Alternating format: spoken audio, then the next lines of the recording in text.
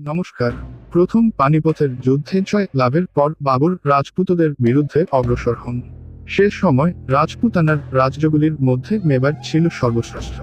মেবারের রানা সংগ্রাম সিংহের বিরুদ্ধে বাবরের অভিযোগ ছিল এই যে, পূর্ব প্রতিশ্রুতি অনুসারে সংগ্রাম সিংহ পানিপথের যুদ্ধে বাবরকে সাহায্য করেন।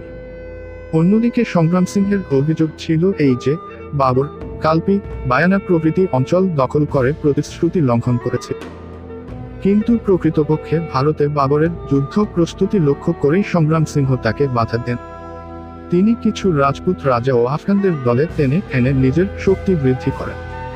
1527 খ্রিস্টাব্দে খানোয়ার প্রান্তরে বাবরের সঙ্গে সংগ্রাম সিংহের এক প্রচণ্ড যুদ্ধ হয়। এই যুদ্ধ খানোয়ারের যুদ্ধ নামে পরিচিত।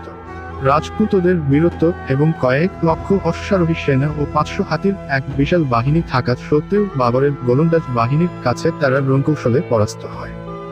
সংগ্রাম সিংহ কোন রকমে পালিয়ে প্রাণ রক্ষা করেন। এই যুদ্ধের ফলে মেবারের শক্তির বিপর্যয় ঘটে। ভারতের রাজপুতদের প্রাধান্য লাভের সম্ভাবনা বিনষ্ট হয় এবং মোগল সাম্রাজ্যের রাজধানী কাবুল থেকে দিল্লিতে স্থানান্তরিত হয়। ভালো লাগলেই অবশ্যই লাইক, সাবস্ক্রাইব ও শেয়ার করুন।